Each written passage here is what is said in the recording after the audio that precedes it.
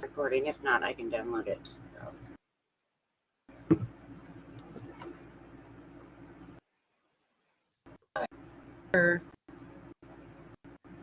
It says live in the corner. Oh, good. I just don't know where I'm live to.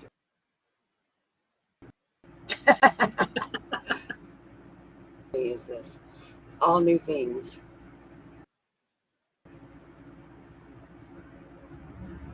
Yep, we are. Yay. Because I'm using, but I decided this is episode 1, conversations on and healing. And Ellie and Saint is my dear soul sister and my first guest, and I'm so excited to have you here. Tell us about you first. Yeah, hi. I'm Sally. I'm from the UK. You can probably hear from my accent. I've been on a very interesting. My personal journey has meant that I needed to heal, and I'm probably going to still continue to heal. We don't just do it overnight, do we? We have all these different depths come up, and the deeper we go, the deeper it comes. So I had a childhood which was abusive, and then I was 16. I became ill, and from there on in, my life changed. And like even the subject of grief, the deep subjects that you're stepping into with this podcast. We've all experienced some really, really deep stuff. We've all experienced a huge amount of pain, and very often we can't express at the time. So for me, it was only as I started to heal myself with a physical illness that I started to open up to what the pain was inside of me. And I didn't expect the correlation of the two. As I started to take care of myself and I started to change how I was looking after myself, then all these various things came up to be healed. And it was a very deep, intense journey. And I didn't realize how much I'd been numb for a huge part of my life. And then the unnumbing happens, and then you start to feel and really feel. And it is messy. Yeah, it is. I'm blessed to have connected. Look at ourselves. Look how long we've been connected in the container that we're in, and to be able to share all aspects of ourselves when we walk together closely. It's the greatest gift, and it's how we bond with others as well. I think part of the grief and the things, the deep truth that you're going to be sharing, these are the things that connect us, and also, but we feel they're the things that isolate us because we don't share them. We don't show them. Right. We don't think societally we can. Exactly. And that's one of the biggest reasons for starting this and starting to work with parents that have children with health issues. I had you guys in our container, in our mastermind, and that intimate support that we already had connected and been very close, and having you guys hold me was major during losing my boys. But there were also moments that I needed somebody who's been there. Yes. That experienced that exact thing. Yeah.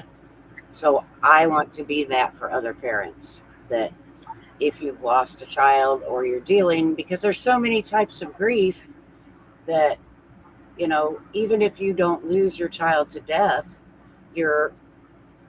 if there's addiction and mental health issues, and even through healing, you're going to grieve the expectations, who that child was, and what you expected them to become. And you're going to grieve who you were.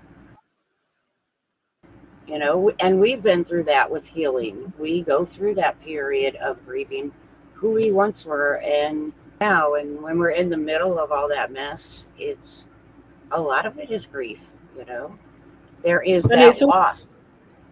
And also, it's a sacred rite of passage, isn't it? The grief. It means that we love. Part of loving is that loss is we grieve, and again, society can sometimes pull us forward out of it because how a lot of people don't like to see the pain, but the pain is necessary. It's how it is the release. However much we love is equal to how much we're meant to grieve. As a child grows, you can grieve the growth that they have. Um, Relationships that end, jobs that end. Grief is a hugely important part of life. It grounds us. It helps. It does actually help us step forward into the new as well, because we can't let go until we grieve. We can't. Right. Absolutely. And we have talked before, and that was part of what I've talked about a lot recently. Is it's a portal. It is. It's a portal deeper into Yeah. ourselves, and um, and it's obviously opened me wide open, and Yeah. that's where we can start then healing and learning what's new Totally. and going on with. Yeah. And And I so totally share, resonate with that.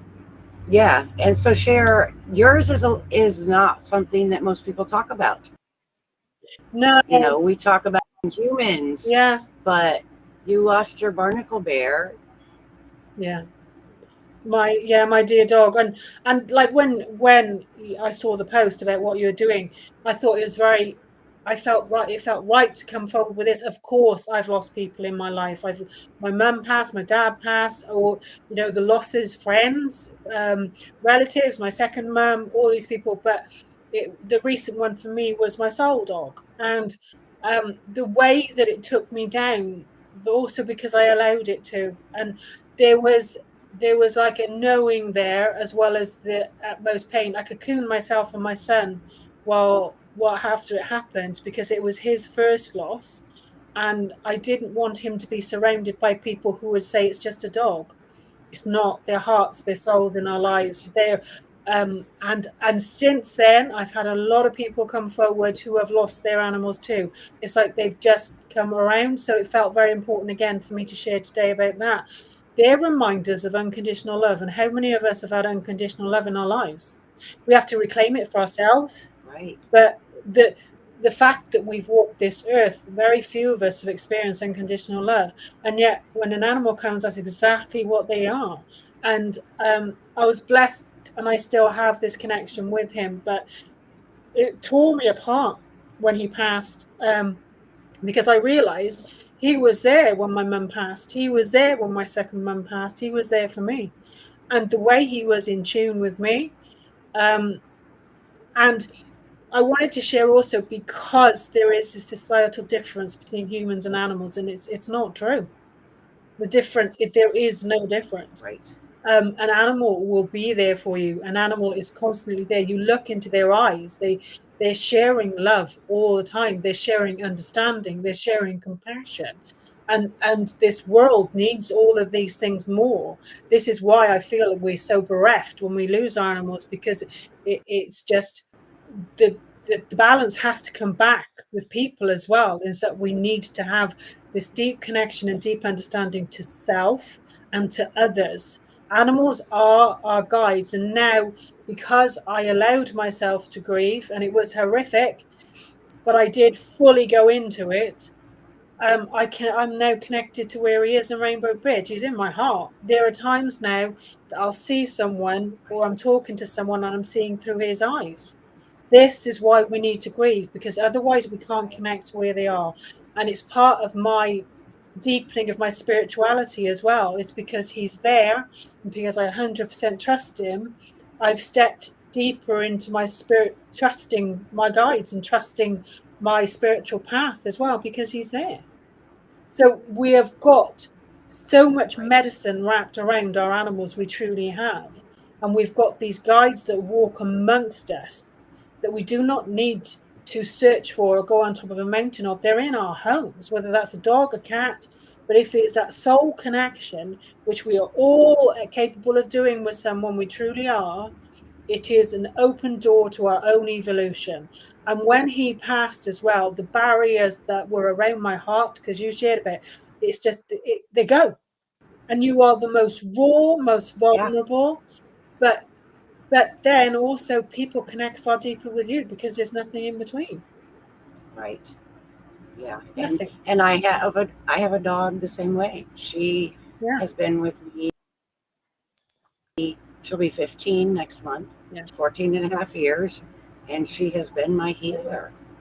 And I'm terrified to lose her. Not that I wouldn't let her go, and I don't want her to suffer as she gets older, but I understand that will be part of it because it's just part of life. And it's just part of learning. And what a celebration. I can celebrate all the years that I had with her and everything she's been through with me, and same with my boys. It's the same with people as it is, it's a soul. And like you said, it's a soul connection. And society tries to tell us, let it go and move on. Even with my children, oh, the funeral's over, you've had a couple of weeks now doing what you're doing. You can't push people into that. You have to be able to sit in it and process it and get through the messy parts of it. Sorry. Logistical. And I completely and utterly I remember when my mum passed, and like going back out into the world afterwards, working and things, and the amount of people that were uncomfortable around me being raw. And you can feel when they're trying to contain you again because they feel uncomfortable. This is why it's almost like we've thrown out the baby in the bathwater, and that we're not able to understand that grief is sacred. If we knew that grief was sacred, if we were surrounded by people who knew that truth, it would mean then that we would have the opportunity to allow, to release. And that breaking is so important, because it's we're breaking open as well as breaking apart, and it's that breaking open, we're missing that. If people are not allowed to grieve, they're not breaking open, and that breaking open is a really important part of our growth on all levels. It's an important part of our expansion. It's an important part of our reconnecting deeper with everything around us. I feel far more connected to everything because I went into the eye of the storm and I didn't stop myself. Right. And it's interesting that I couldn't this time. I'm 52. Death has come many times, but it was this one that broke me the most. Yeah. And it's all, I think all of it's different, even losing both my boys, the grief has been totally different for each of them. Because the relationship is different, the connection is different. And it was actually, I think, because it was ongoing, because when I lost my younger son, it was the second time. But I also had him here with me for 6 months. And we reconnected on such a deeper level as adults while he was here, that was much harder in the beginning to process, because I expected him to walk through the door. Everything around me reminded me, when I had to pull into the gas pump and pump my own gas for the first time in 6 months. It's like, oh shit, I've got to do this all by myself again, And it's not that I loved either one of them differently or more or less, but it depends on what the relationship is and where are you in your journey and your path. Absolutely. When you go through it, So I think they were just totally different. And like you said, we have to go through all these different types of grief, because that's just part of life.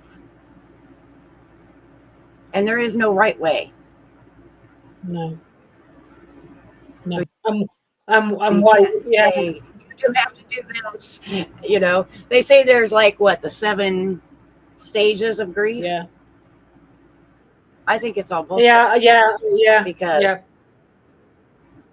there's, yes, I went through some of that, but not like you go through it progressively or anything. You can't process it chronologically.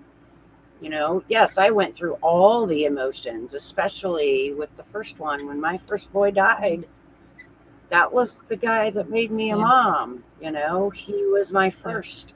And I was just completely ripped apart and angry and sad and destroyed. But you go through all of it. And I don't think that there are only specific stages of it.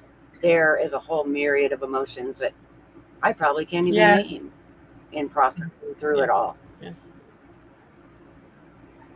But it's important. You have to go through it all. I think also what grief reminds us of is that when grief comes, we're meant to surrender. And how many times do we actually do that in life? Because we've all been taught and told to micromanage, haven't we? And that's part of a trauma response as well, isn't it? We try to micromanage our environment, our emotions, the situations, everything around us. It's also societally acceptable to do so, to micromanage everything. Then when grief comes, the only way is it is saying surrender, surrender, surrender. Maybe the first time when someone experiences it, that they've actually been asked to do that. Our energy is saying surrender, um, and it is such unknown territory. This is why we grow with it. It's because we have to continually, we have to stay there because grief keeps taking us down. It will stop us. No, surrender, surrender, surrender some more, surrender again. Keep surrendering. Go past the labels. Go past what you think you can do today. Forget it. Your mind will come up with, well, this is what I must do, and then grief will come with another wave and say stop. Right. And that's why I say all the time, it, after that initial processing, when everything is just a blur and your brain doesn't fucking work, and you know, there are so many things that I don't remember in those first few weeks after losing my boys. But after you kind of come back into reality, grief comes in It does. moments.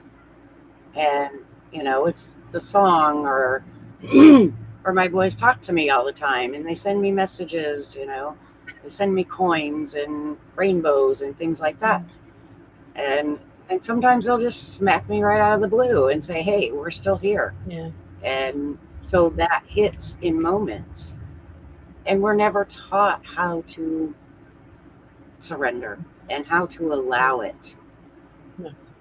And that's why I want to shine that light into it, because I think a lot of the trauma that people carry around is from not I grieving. agree. And when this came with my dog, on the back of it came all different griefs that I didn't have chance to do at the time. It was almost like I went on a time walk backwards to all the places where I couldn't feel deeply in the past. And they just came to visit, and they came to be held because I was so vulnerable, because I'd completely surrendered, because everything felt like I was completely broken open. I had all these visitations of places where I hadn't been able to grieve fully at the time. I didn't grieve fully when my mum passed because I was a single parent doing what I was doing. So there's all these various things, and they all came up to be held in amongst this worm where I could surrender, fully surrender, and then everything came. You know, we've all been we're all on this train which is going way too fast, Angelique, and we know that now, don't we? Absolutely. When we get older, we realize we've got to step off. But when you step off the train, you still have to allow yourself to feel for all the ports that you went to, all those stops that you went to, but you weren't able to stop long enough. And then when a grief comes and we're in a full stop, puts the complete brake on, all these ones come up, all these visits, all these places that we've been to that we just couldn't fully express and fully feel at the time. This is why grief is key. It Yeah, is key to us letting go. It is key to us letting go of all the things that no longer serve. It's key to us being an individual as well, and dropping societal things, because when you are deeply, deeply, deeply feeling, what are you feeling? In amongst all that pain, you're feeling your truth as well. Right. And if we let the judgments and the opinions and the shoulds from everyone else around us and that external voices tell us, oh, well, you should be done with this, or you shouldn't talk about them, or whatever, and we have to shut all that out. And we need to stop treating people that way. Yeah. There are all these little nuances that you go through in a day. Um, and we know it because we do. When you open it up, you understand. So you can feel many things. Like I've got a lovely rescue dog now who's just been on now. He does not replace my soul dog. He's not meant to. He's his own little being. But I can hold love for him, and I can break my heart for Barnacle's Bear. I can hold the two, and like it's been this like a remarkable journey. Really, I didn't realize that you can go through these almost poles apart in maybe in an hour, or maybe in a moment. I can look at him and then I can Right. break my heart about Barnacle's Bear. I can hold for both. And I didn't, before this, Exactly. I didn't know it was possible to be able to flow with everything. And you understand when you go into the deeper steps, you come back out. You do have to go there. There's so many of Right. us, when we talk about mental health issues and things, there's people just holding themselves back, not quite going to the good or the bad or anything in between. They're holding almost like a Right. numb line in between. Then something like this happens and you go under. But then you can flow, you're Right. understanding what we've all been told by so many spiritual teachers, that you flow with everything. You can flow with everything. Grief is part of the ones that will show us this, is that we can hold for everything. We can. Right. And it's the duality. Yes. I was just having a conversation about duality yesterday or the day before. You know, I can be sad and broken and miss my boys absolutely to the depths of my heart, but I can also be grateful that they chose me as their mom. Yes. They gave me the years that they gave me, and they're still with me, and they still want to work through Yeah. me. And that gives me immense Yeah. joy, you know? So that duality, and if we don't allow that truth of, I can hold both of these, then we would get stuck. Yeah. We will. How can I be grateful that I lost my boys? But it's not that I lost them that I'm grateful. I'm grateful for what they taught me and that they chose me and that I had them for the years that I did. And I can still be sad that I lost them. Absolutely. Absolutely, Angelique, you can. You can. And remarkable mum, because you're the mum with your lovely lads in spirit as well. You're still their mum. And that's the thing of when we grieve. Absolutely. That's also when we grieve, we can do that. How many people can't talk about the people they've lost because they I can't. know. It's done. Yeah, they can't. They'll deny it. And yet, what that when you do that transition and you allow the wholeness of grief, you're them. You know that you are their mum. You know. Right. And yeah, they obviously haunt me all the time. Yeah. And they come in and chat with you guys too. Absolutely, yeah, and like the nudges they give us, and the same, there's and I've like with my work as well, because I'm an energy healer and all the various things I do. But since Barnacle's Bear as well, my work has changed, because when we go to Right. that raw place, when we go, we'll say the arm around the heart dissolves, um, and it does something very tangible. Because anyone that knows me, it was even we were in group together yesterday, and like Trish, one of the women in the group, had mentioned that you should see there's a noticeable difference in my work. That's because of Right. the grief. That's because of the parting. I wouldn't have Oh gone yeah. there without. It is, You can't process through and have that kind of a completely life shattering change without being changed. exactly, exactly, Angelique, exactly. And all these things as well. Another thing, we know we've got the human walk, and then we've got spirit. We go back to spirit, but we can become so invested in our human life it's almost a relief when someone passes over that that will be a constant reminder that the spirit is our home, because when they're there, Right. the only way we can traverse this is we have to step into the truth. So it's not that we have to plant ourselves in the human worries. Of course, we still have to traverse, and our life is important, but it's almost like that the heart that we have that has passed over is a reminder of that's our home. Where they are is our Right. home. and Yeah. and it helps us with the Absolutely. human experience that we are going through. It also reminds us to walk our truth, because why Yeah. would we want to walk any other way? Life is, Absolutely. Yeah, and the veil is so yeah, thin between those, and you realize that when you have that connection and that knowledge that you can still communicate and you can still feel them. And like I said, I have conversations with them all the time, and they talk to me on a regular basis. Just this morning, um, we've done the mediumship with each other, and my dad doesn't speak to me like my boys do. I see him, and he's there, and he sends me road runners and feathers and things like that. But this morning, I heard him laughing. yeah, We were looking through old pictures that from my dad taking pictures, old slides from slide projectors that my son-in-law had scanned and put on a flash drive for my mom and for all of us kids.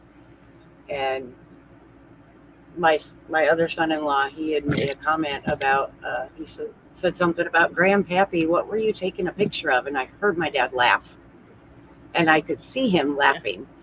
And I said, Grandpa's laughing at you. And he's like, no way. He said, I just heard somebody laughing, but there was nobody Mm. outside. And so even he can hear Yes. it. And so that's how thin that veil Yeah. is. That connection is just Yeah. always there. Yeah. And this is also one of the gifts why it's important that we feel, because we then do connect to them to where they are.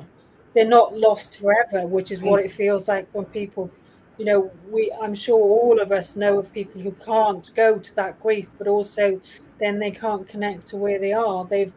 The loss is Right. this brick wall that's gone down, and they can't allow themselves to. But the journey, the opening up is the grief. That's how we can connect to them where they Right. are. Otherwise, we wouldn't be hearing them, Absolutely. we wouldn't be feeling them, we wouldn't be sensing them. This is, and again, why it's so, so, Yeah. so important. Oh, sorry, I'll take the dog out, please, just 1 moment. No, every time you can't bark, I'm hearing you.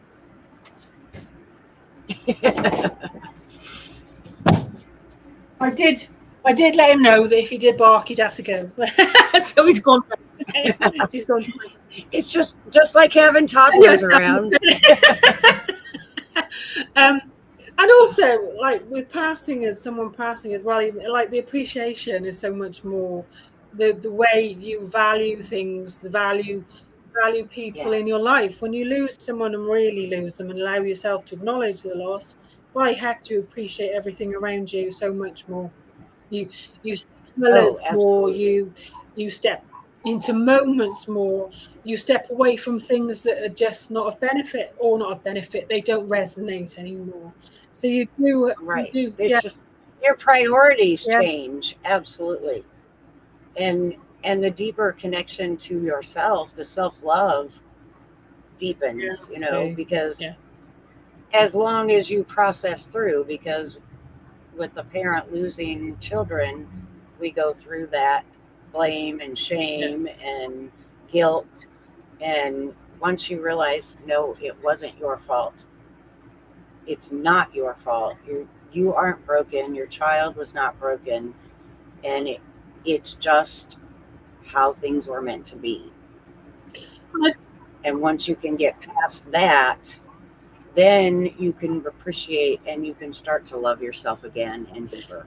and I also ask, like as well, it's like any mum that's lost a child.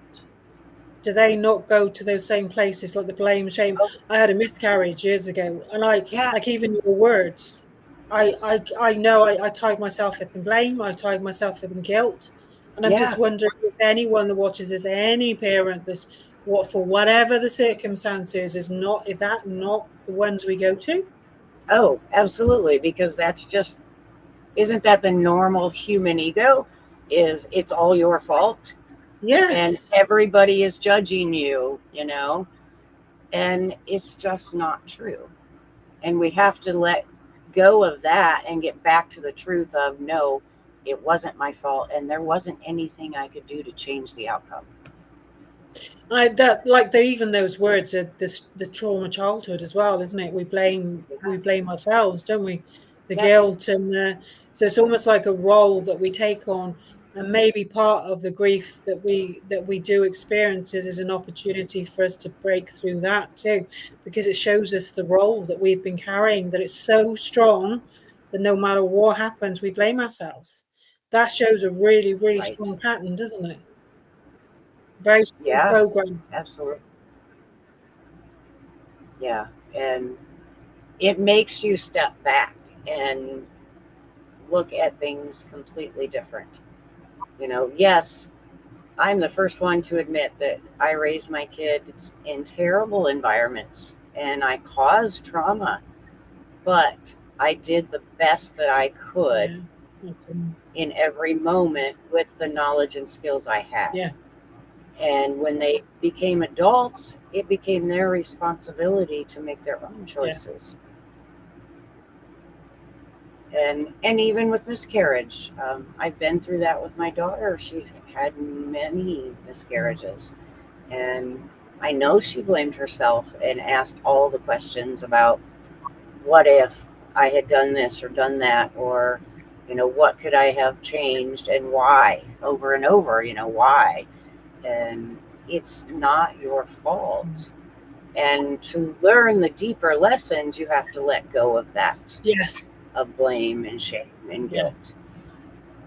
yeah, and a lifetime of carrying it, and maybe part of the conversations. I know, like ours is the first one, but part of the conversations that you're going to be having and that people are going to witness is that anyone that's experienced this will understand that we all go through the same um, burdens Yes, then the straight those, because that's the thing of not sharing. You feel like you're the only one that goes through this, and if you feel that you are to blame or you feel guilt or whatever, then you're even less likely to share with others. And yet both of us with our passings, and like in the past my second mum as well, because I was in the container when my second mum passed, and to feel held and heard by others is a huge part of the healing. And so the oh, yes, isolation, I hope that your whole series that you share, I hope it helps people understand that they shouldn't isolate themselves, because we've both experienced right, passings in a container where we held and we could be ourselves and we could actually love, we could let it all come, and just always be loved, which is what we need through this. No matter what right, someone's going through grief, no matter what they're coming up to you, and like if they knock on your door and whatever they're feeling, don't try and suppress it, just allow, because we have been helped through these things and it's made such a difference. I wasn't in the container when my mum passed, and I saw, like, for me now, I understand how differently I traversed it because I wasn't held. And right, so, like, for us in our lives, we're understanding what it feels like to be held in a circle who holds us, and what a yes, difference it makes. And so all of you, if any, anyone who watches any of your series, I hope that it helps them understand, don't isolate yourself, because that will compound it. absolutely, yes. And we're not meant to do any of this life No, alone. We need community and we need the support of yeah, others we do. through the good and the bad, the joy and the Yeah, pain. We need people to celebrate with us as much as we need them to hold us in the yeah. pain. And Yeah. Well, thank you so much for coming and talking with me. Um, Tell people how they can work with you, yes, what you do, and I'll make sure your links are in the intro, and we'll make sure that if they need to get a hold of you, they yeah. can contact either Thank you one of very us. much. So, I support women in stepping into the wisdom within, so reclaiming it, um, rejoicing in who they truly are, and also understanding the wisdom that they have inside, no matter what the life experience is. So when you remind a woman of their own strength, their own power, no matter what life is presenting to them, then they rise. And so everything that I do is so as women understand how remarkable they are. So I'm an EFT practitioner, certified life coach, healer, and I've got many things that I bring in when someone works with me. It's all intuitive. It's all from my heart. And anyone can have a free 30-minute session with me via Zoom.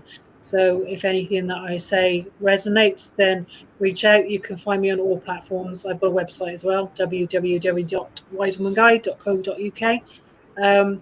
But reach out. Yeah, you're not alone. And anyone that's grieving, no matter what it is, you're on the cusp of something very important which will change your life. But you do have to lean in. Don't do it alone, because that's how you can really lean in. Don't do it alone.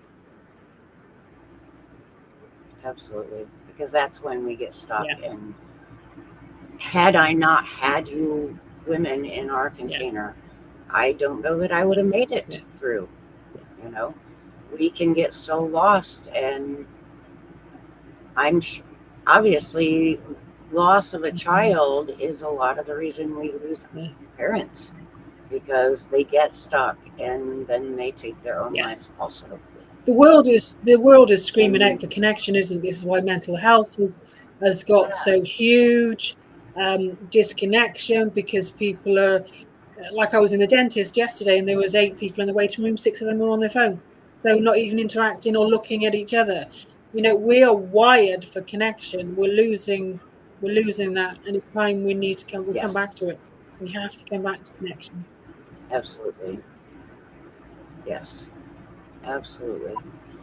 And again, thank you so much. Welcome. And connect with Sally. Obviously, I love her to death. She is amazing, and she's such a calm, bright light. You know, your energy is just so beautiful. So, thank you, and we will talk to you soon. Much love.